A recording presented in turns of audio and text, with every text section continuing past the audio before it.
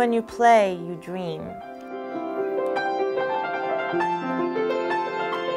I remember the riots and the fire at night, and we had to turn off the lights. I felt we were very much alone.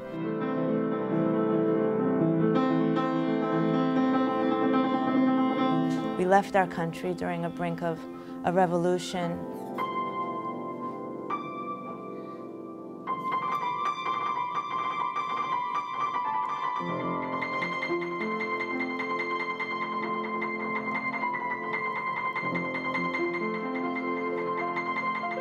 I was always fascinated with Persian music, its rhythm, its style, its notation.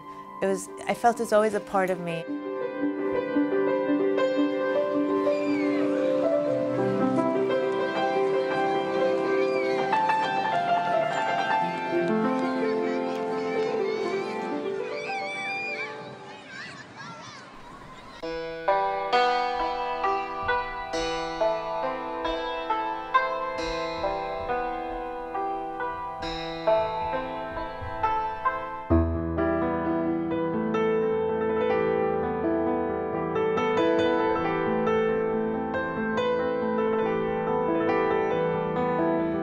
So this project, my children were born, and when the babies were born, I stopped playing for a good year and a half. I had absolutely no music in me. And I started playing Twinkle Twinkle, and Twinkle Twinkle went into Frère Jacques, and it took 4.5 years. I really thought when the children were 6 months old, I can just, you know, whip it up, but it just, there's no time with little kids and all the other responsibilities, so now we're here.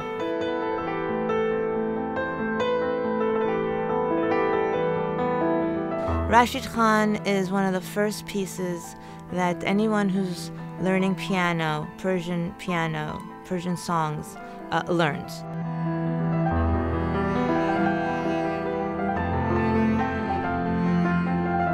The song Rashid is about this general which is going to off the war, and his wife or his mother sing lullaby to his kids about she missed him and she's counting the days for him to come back. This version is very beautiful version. She brings the very, very good combination of traditional and modern music together. I love it so much, so I had to incorporate it into this album only because I wanted my kids and possibly other kids who are learning this, they could learn that they could take this music that is really foreign to them at this point because they're not living in Iran anymore. They're Americans, yet they can take this and they can move it around and change it to fit how they see and how they interpret this music. That's how fluid Persian music is.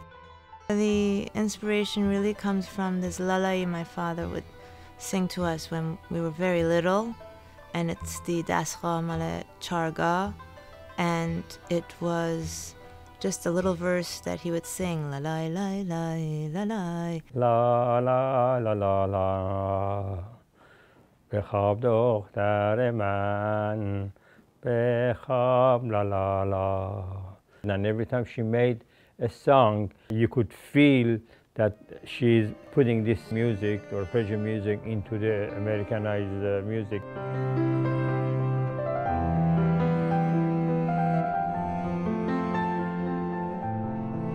She was 8 years old. She constantly say, I want a piano, I want a piano. Then I said to my husband, she means it.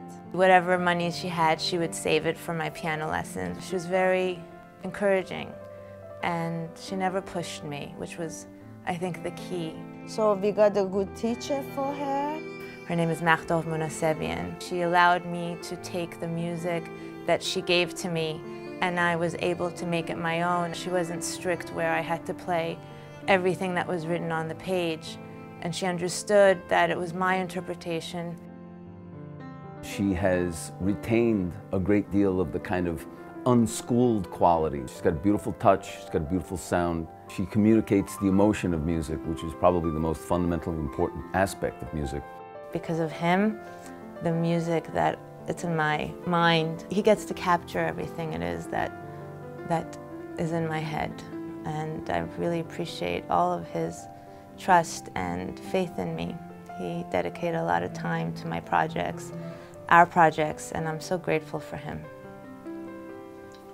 Persian music's so atonal, but there's a continuous melody in it constantly, and it's weaved together by all of these little detailed patterns. I love this style. It's definitely a part of me because the minute I touch the piano. As an Iranian, she brings the Persian culture and all of that essence into her music. She brings her soul into her music, and she also is able to bring modern day culture into her music. So she's able to, in essence, bring all of those components into her music, which I think is what makes TANIA'S music so unique and special. I think what she's trying to do is reach that modern audience who's, now there's a generation that's come here and grown up in the States, and she's preserving that music from that place. And I think a lot of that community is very close, so it's something that also kind of keeps that community together as well. It was so far-fetched as to what you can do as a woman and my culture at the time. Generally, the women of the community are not artists. So one of the things that distinguishes Tania and a few other people in her group, her generation even, is their commitment to both their culture and their history and their art. And that's one of the things that makes Tania so special, that she's independent in that way and that she has a voice of her own in that way. It took until my 20s to really have the confidence to go against some of the possible criticism or some of the taboo of a woman playing an instrument with other people on stage, most probably men in a concert hall or in a stage in a room. But people started to really enjoy it, and they started to share that with me. So I realized that maybe possibly things have changed. They've really been quite honoring of that. Her music is very popular in her community. We've done several concerts at Carnegie Recital Hall. We've played at the Jewish Museum in New York. She filled the house at the Symphony Space. We had 12 musicians on stage. It was great. And always there's been this element of traditional Iranian music that's been part of it. When I had a pregnancy, it was a tough pregnancy. I had twins, and it's interesting, I never wanted to play during that pregnancy. I was so tired, but I was so focused on making sure I did everything right to make these babies come out healthy. And then something happened. The kids became 6 months. She began to play lullabies to them to help them sleep at night and to help them appreciate and take in the music. But it's very hard juggling because, I mean, after you send off your babies to school, then I have my responsibilities with my family and work, and then I come home and then you're with your children, and then by putting them to bed it's till 9:30. And then I really start practicing at 10 o'clock and I'm exhausted. And then you get a little fire in you to continue, and then it's 12 o'clock and then you have to wake up at 6. And then I would just sit at the piano and dream a lot, but I'd never think it would ever happen to me. I'm really thrilled. It's a dream come true to have just thought of ideas of songs for your children. So I always say it's a privilege to be able to play music for somebody. There's something special about the way Tania works, which is like a great cook that can't follow a recipe. She doesn't really read music the way a concert pianist reads music. She doesn't really interact with the materials of music in the way that a traditional Western musician reacts to it. She makes these things like a great cook that can't follow a recipe, that just pulls things out of the closet and makes the things that she makes the way that she makes them, and nobody else can do it that way.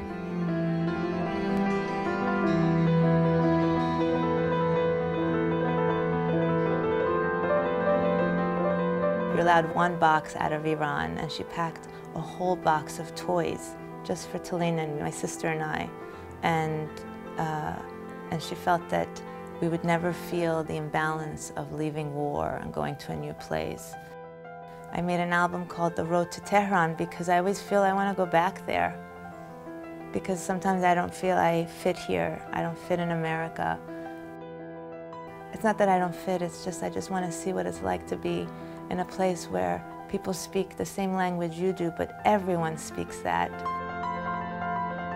The music is such a history of really my childhood.